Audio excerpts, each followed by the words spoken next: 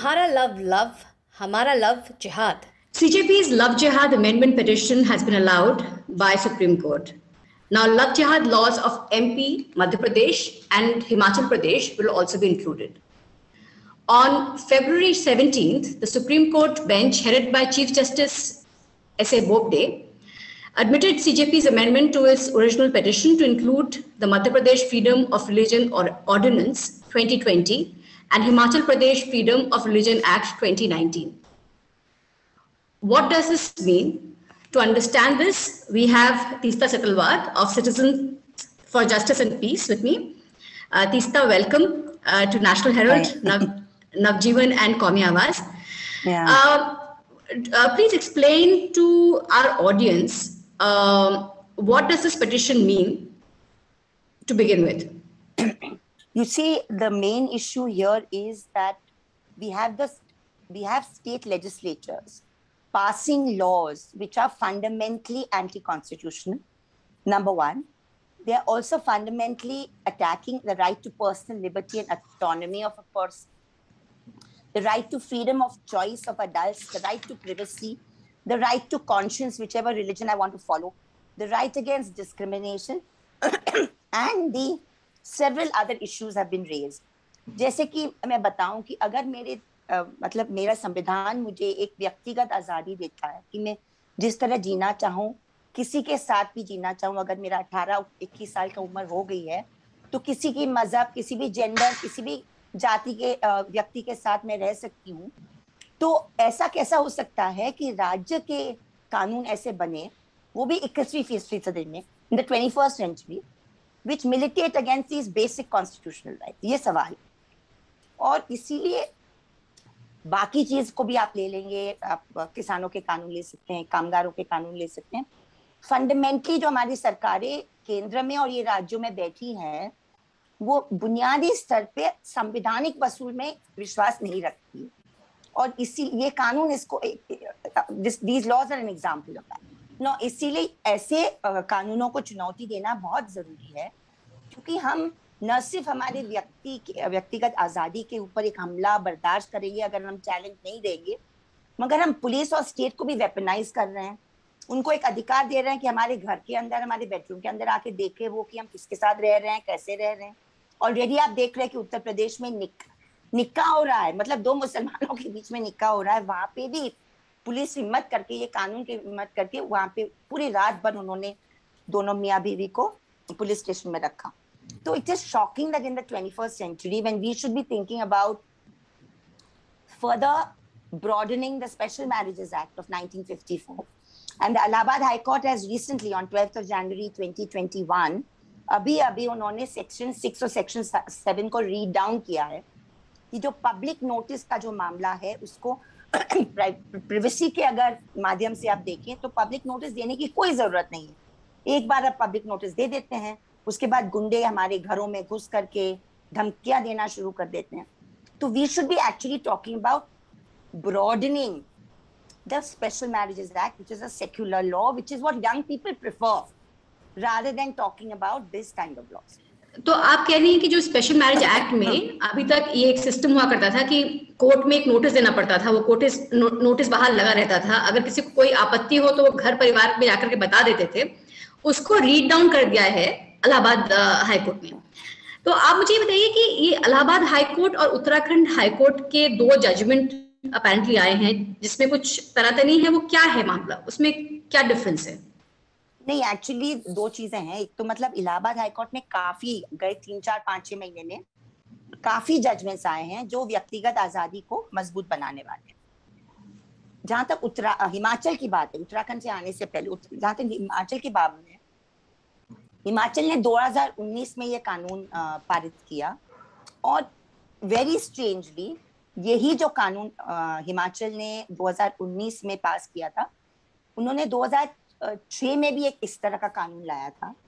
और 2012 में हिमाचल प्रदेश की हाई कोर्ट ने, उच्च न्यायालय ने काफी प्रोविजंस को स्ट्राइक डाउन किया था. वही प्रोविजंस को सरकार ने वापस लाने का काम किया है और भी कुछ सख्ती से और सख्ती वाले प्रोविजंस भी लाए हुए हैं.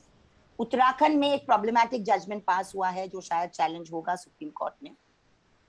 मध्य प्रदेश, अलग अलग हाई कोर्ट्स में अलग अलग राय आ सकती है, मगर हमारे स्तर पे ये हमारा देश जो है नौजवानों का देश है. It's a young country. We are seeing this in our demography, we are seeing this in the population.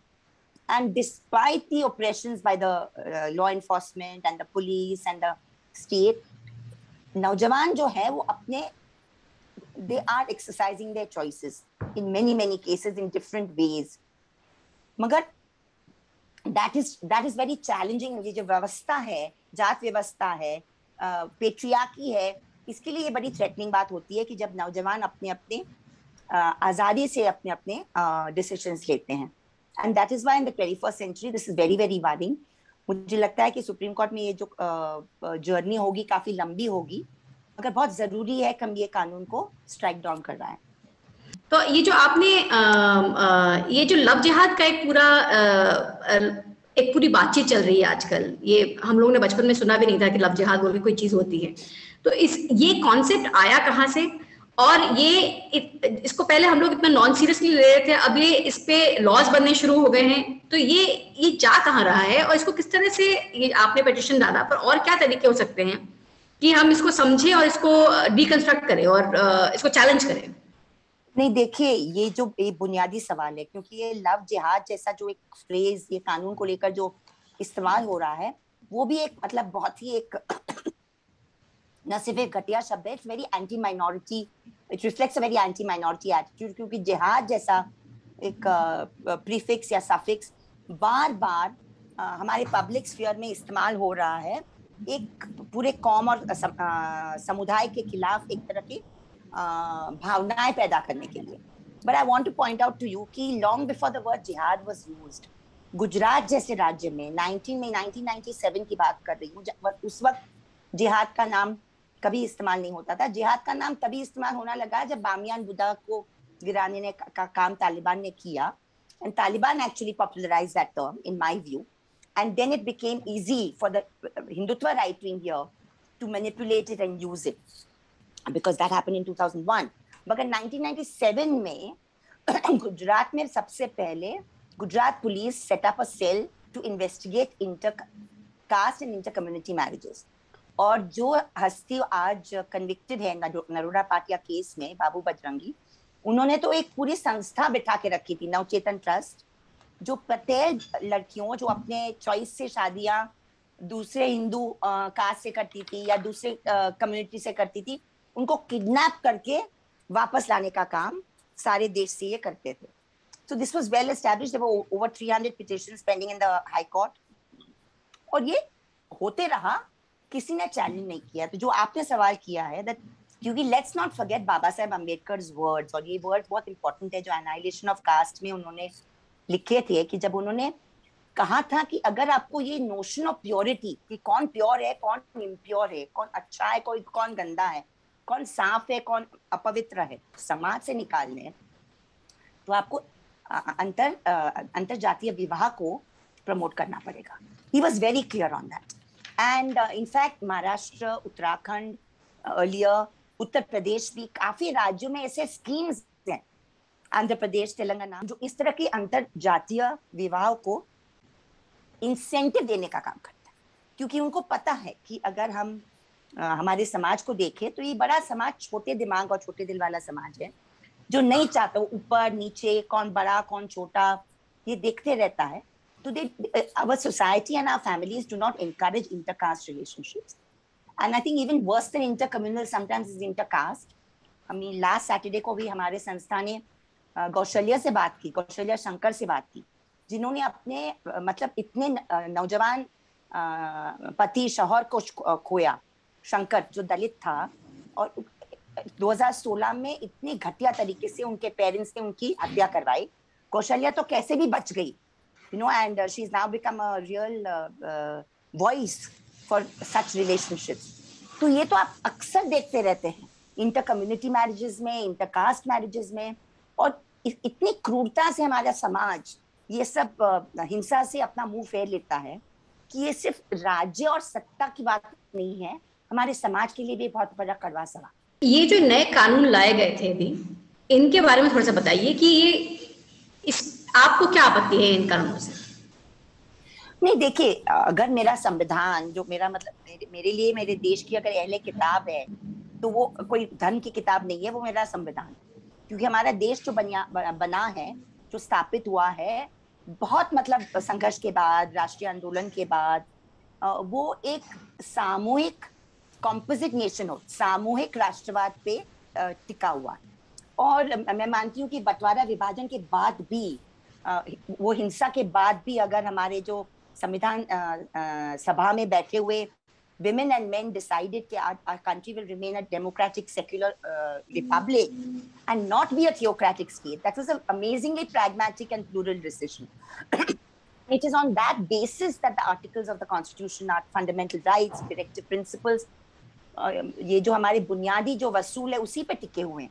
ये सामूहिक राष्ट्रवाद, और सामूहिक राष्ट्रवाद का मतलब है कि चाहे वो बराबरी का अधिकार हो, चाहे वो कानून के सामने बराबरी का अधिकार हो, चाहे वो right to be not treated in a discriminate way by the state, ये सब बुनियादी स्तर पे ये कानून ये पूरे हमारे बुनियादी वसूलों को का उल्लंघन करते हैं। They hit all these fundamental rights at various levels, apart from being anti-minority and being anti-women. सब चारों कानून को देख लो, तो अगर आप दलित हो, अगर आप आदिवासी हो, और आप अगर महिला हो, तो आपकी सजा भी दुगुना है। आपकी सजा भी दुगुना है, क्योंकि ये माना जा रहा है, ये पूरी मनुव्यवस्था में और पितृव्यवस्था में, कि महिला मतलब उसकी अस्तित्व नहीं है। She does not have the intelligence and the agency to take independent decisions. So even on the question of women's rights, they are infantilizing women and women's agency. किस तरह का दमन हो सकता है आपको लगता है इस कानून के को यूज करके? किस तरह का दमन हो सकता है माइनॉरिटी और महिलाओं के हक के ऊपर? ऑलरेडी हो रहा है। आपको सिर्फ उत्तर प्रदेश की तरफ देखने की जरूरत है कि कोशिशें हो रही है कि अगर एक और इसीलिए मैंने स्पेशल मैरिजेस एक्ट की बात लाई कि it's not as if couples prefer to convert and marry under personal law. All such couples prefer to marry under the special marriages act. मगर चूंकि ये प्रोविजन है कि आपका पब्लिक नोटिस देने वाला, और वो उनको पता है कि अगर वो पब्लिक नोटिस देंगे तो फिर गुंडागर्दी शुरू हो जाएगी, उनके ऊपर दमन शुरू हो जाएगा, उनको भाग के या तो केरल जाना पड़ेगा या बंबई आना पड़ेगा, बंबई में भी प्रॉब्लम हो सकता है। इसीलिए they convert and they marry under the personal law, और कोई वजह नहीं, ज्यादा सर पे ये कन्वर्जन इसीलिए हो रहा है। जैसे वो हो जाता है तो you criminalize the man. Singh, आपने फॉर्सिबली कन्वर्ट किया ये महिला को, ये औरत को, never mind she's above 21, never mind that she's making a personal choice। ज्यादातर ये पूरा एंटी माइनॉरिटी डिस्कोर्स जो हमारे पब्लिक स्फीयर में इतना नफरत भरा हो गया है, उसी का इस्तेमाल करते हुए आप उनको टारगेट करते हैं। फिर उनके फैमिलीज दबाव में आ जाते हैं कि क्यों इसके झंझट में पड़े। Anyway our families, whether Hindu or Muslim or Christian, prefer conservative marriages. So you're playing on that whole sentiment of not moving towards a modern society, an open society, a more heterogeneous society. आपके ही article में मैंने पढ़ा, CJP के ही article में मुझे पता चला कि हिमाचल प्रदेश का जो एक्ट है उसमें ये भी रिवर्स बर्डन जो है वो जिसने धर्म बदला है उसके ऊपर हो जाता है। ये क्यों प्रॉब्लमैटिक लगता है आपको? नहीं, क्योंकि ये हमारे क्रिमिनल जस्टिस सिस्टम के ही खिलाफ है। जैसे हमारे आसाम के फॉरेनर ट्राइब्यूनल में भी ये बात आ जाती है कि अगर मुझे नॉन इंडियन घोषित किया गया तो I have to prove myself Indian, whereas our entire criminal procedure code is premised on the fundamental principle that if I'm accused of something, or if I accuse Rukmini of something, then I have to prove the charge against her, or charge against me is to be proved by the state or by the third party or whatever. मगर एक बार आप burden of proof आप shift कर देते हैं तो you are actually promoting an unequal balance, क्योंकि वैसे भी मुझे पता नहीं होता कि मैंने क्या गलती की। And then all sorts, under the counter-terrorism laws also the burden of proof is reversed and you find that injustice is taking place. So they actually militate against the basic fundamental that you are not accused until you're proven accused, and you're not guilty until you're proven guilty. And then you have the Evidence Act. हमारा जो Evidence Act बड़ा complicated है, सुलझा हुआ है, एक एक कदम से आपको कुछ चीज कहनी होगी, प्रूव करनी होगी। मगर आप इस तरह burden of proof अगर आप उल्टा देंगे जैसे आपने उल्टाया है, तो आप पुलिस को पूरे दमन करने का छुटकारा दे रहे हैं और कुछ भी नहीं। अच्छा तीस्ता, इस वक्त जिस वक्त कई अजीब अजीब तरीके के कानून आ रहे हैं और जिस तरह से कानून लाए जा रहे हैं वो अपने आप में काफी प्रॉब्लमैटिक माने जा रहे हैं, चाहे वो आपका किसान बिल हो, चाहे वो आपका सीए एनआरसी की बात कर लें, या फिर हम ये लव जिहाद कह के जो चीज बनाई गई है वो उस बात करें। उस वक्त मुझे पता है कि आपके लिए एक पर्सनल लॉस भी है, पर मैं जस्टिस सावंत की बात करना चाहती हूँ अगले 8 मिनट अगर पॉसिबल हो सके तो I want to ask you first, what did justice Sawant mean to you personally? You know, for somebody who believes in the law and the constitution to the extent that I believe it, maybe even naively, it's very rare to find people from the law who are of the law who actually believe in the fundamental principles of the constitution. It's very, very rare to find, and who live that out in their lives. Matlab, not just when they were judges, not only when he was a high court judge for 12 years, before that in the lower judiciary, after that in the Supreme Court for 6 years, but post-retirement also. Everything that his entire commitment was towards social justice and secularism. And that understanding came from a very deep understanding of Indian society and the caste structure, you know, and the caste structure, which is why he was also president of the Mahatma Phule Pratishthan. And he was so close to Baba Arav, because who ran those absolutely wonderful Hamal Panchayats, whose model should have been picked up by the whole country in terms of really clean, good food that people can get at low cost. Whether it is Phule, Ambedkar, Savitri Bai, whether it is the Bhakti Sufi saints who could actually see through the inequality of our society, which was based not just on class, but also on caste and gender, as Basavana said. Justice Sawant was also clear that the fundamentals of our constitution did not come from outside. And I think that is something I also have always resonated and talked about. That it's okay, you had the French Revolution and you had modern thoughts coming from all over the world, which definitely, metamorphose and influence different countries. But there has been a battle in this whole land called South Asia for centuries, which is a battle which has questioned inequality of class, caste, and gender. You see it in Mahavir, you see it in Buddha, you see it in Basavana, you see it in the women Bhakti saints, and of course you see it in Savitribai Phule and Ambedkar. तो ये जो समता की बात हमारे संविधान में आई है, वो न सिर्फ एक मॉडर्न सेंचुरी की सोच है. Obviously, the language of labor rights and farmer rights is a modern language. But there has been a struggle against this kind of discriminatory injustice for centuries. So therefore, that understanding was very deeply held by Justice Sawant. He knew that, if this country has to be held together, it has to be on the fundamental principles of secularism and social justice. And he was always looking at the last woman and man on at the end of the pyramid. So even the book he wrote, Grammar of Democracy, which is not particularly read or anything, he's asking that why are our elections not accessible to anyone who wants to fight them? Why are our constituencies not small enough to make your elected representatives responsible? Why are we not engaging with issues of deepening of democracy?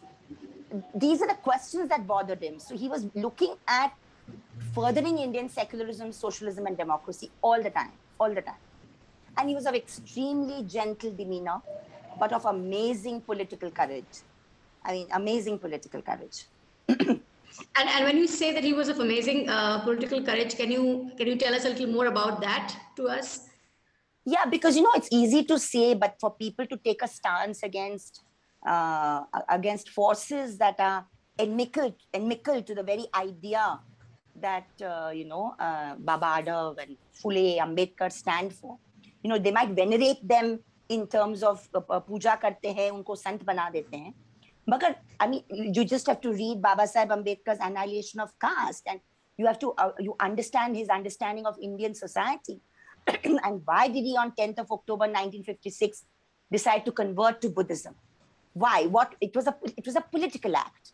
It was a deeply political act, And he was telling the rest of us Hindus, he was saying that unless you're willing to fundamentally reform your faith, which means that you take away this discriminatory notion of caste, which is the formal side of religion, there will be no justice for us.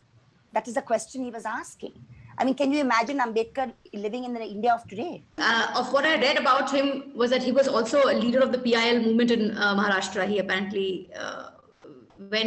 used PIL big time, and he was leading that in Maharashtra in some ways. What was your personal interaction with him? When did you first meet him, and how was your goodbye to him on the 15th? I said I knew, of course, of the Mandal judgment and the S.R. Bomai judgment as a student of law and history. That judgment came in 94. Mandal came before that. So obviously, him being the author of this and his role as the Press Council of India. So I knew him as a public figure.